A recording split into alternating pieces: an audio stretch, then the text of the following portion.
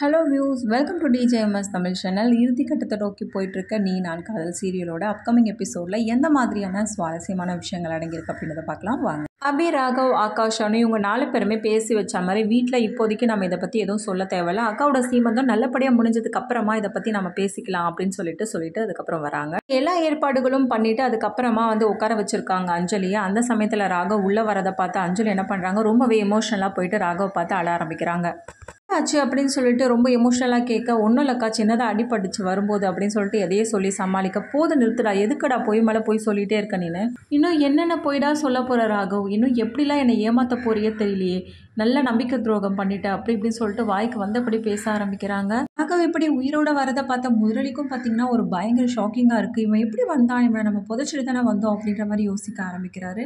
ராகவை பார்த்து அஞ்சலி, நான் உனக்கு அக்காவை பொறுத்த தாண்டா நான் செய்த பெரிய பாவம் அப்படி இப்படின்னு சொல்லிட்டு பெரிய பெரிய வார்த்தையால சொல்றதை கேட்டு ரொம்பவே ஷாக்காராங்க ராகவ். நான் சொல்றேன், நான் என்ன உன்கிட்ட மறைஞ்சேன், என்ன காய்ச்ச உனக்கு, ஏன் இதை மாதிரிலாம் பேசிட்டு இருக்க அப்படின்னு சொல்லிட்டு ராகவ் கேட்கண்டா, இப்பவும் நீ செத்து பொழைச்சுதான் வந்திருக்கன்ற உண்மை எனக்கு நல்லா தெரியும் அப்படின்னு சொல்றது கேட்டு இந்த பக்கம் முரளி ஷாக் ஆனது மட்டும் இல்லாம, என்ன மாமா சொல்றீங்க அப்படின்னு சொல்லிட்டு கேட்க, வாயை மூடுடா நீ அப்படின்னு சொல்லிட்டு பயங்கர ஷாக்கிங்கா ஒரு என்ட்ரி கொடுக்குற மாதிரி பேசுறாங்க.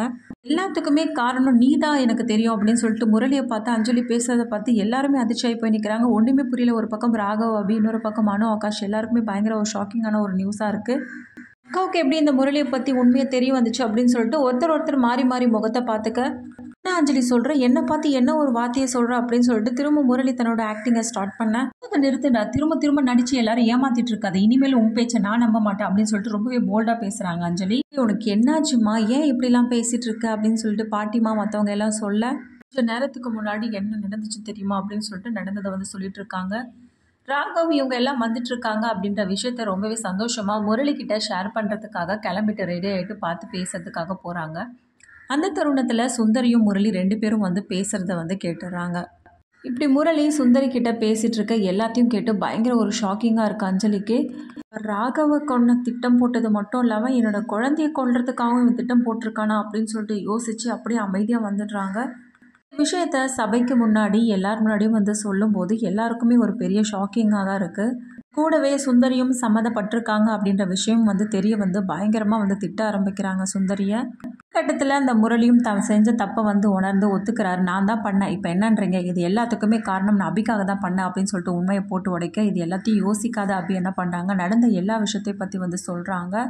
சொல்லும் போதே என்னை தப்பாக எடுத்துக்காதீங்கக்கா அப்படின்னு சொல்லிட்டு சொல்லும்போது, என்ன அபி, என்ன நினச்சிட்டு இருக்க உன் மனசில், உன்னை எப்படி என்னால் தப்பாக நினைக்க முடியும், இவனும் நீயும் ஒன்றா அபி, நான் உன் அம்மா இடத்துல வச்சு பார்த்துட்ருக்கேன், உன்னை எப்படி நான் சந்தேகப்பட முடியும் அப்படின்னு சொல்லிட்டு அபிக்கு ஆதரவாக பேசுறது மட்டும் இல்லாமல் முரளியை காரி துப்புற மாதிரி பேச ஆரம்பிக்கிறாங்க. இன்னொரு பக்கம் ராகவ், ஆகாஷ் இவங்க 2 பேருக்கும் பயங்கர கோவத்தோட, இனிமேலும் என்னால் பொறுக்கவே முடியாது, இத்தனை நாள் எங்கள் அக்காவோட இதுக்காக தான் நான் பார்த்துட்டு இருந்தேன், இன்றைக்கி எங்கள் அக்காவுக்கு எல்லா உண்மையும் தெரிஞ்சிடுச்சு, உன்னை பற்றி நான் எல்லா உண்மையும் தெரிஞ்சுக்கிட்டதுனால தான் இது மாதிரி பேசுகிறாங்க, இனிமேலும் உன்னை சும்மா விட முடியாது அப்படின்னு சொல்லிட்டு என்ன பண்ணுறாங்க, 2 பேரும் முரளியை தாக்க போகிறாங்க.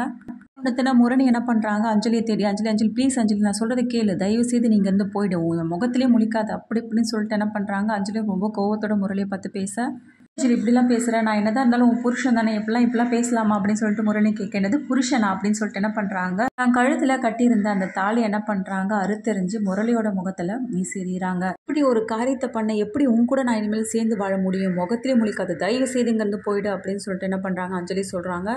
மற்றவங்களாம் இவங்களை எப்படி போலீஸில் பிடிச்சிக்கணும், ஏன்னா இவன் பண்ண காரியத்துக்கு நம்ம சும்மாவே விடக்கூடாது அப்படின்னு சொல்கிறாங்க. இதுக்கப்புறமா முரளியை போலீஸ் கூட்டிகிட்டு போகிறாங்களா இல்லை மன்னிச்சு ஏற்றுக்கிறாங்களா, இது எல்லாமே தெரிஞ்சுக்கலாம். அதுக்கு மறக்காம நம்ம சேனலை சப்ஸ்கிரைப் பண்ணிக்கோங்க, கூடவே இருக்க அந்த பெல் ஐக்கான் கிளிக் பண்ணிவிடுங்க, அப்போ தான் நான் போடுற அடுத்தடுத்த வீடியோஸ் உங்களுக்கு நோட்டிஃபிகேஷனில் வரும். ஓகே வியூஸ், தேங்க்ஸ் ஃபார் வாட்சிங் திஸ் வீடியோ.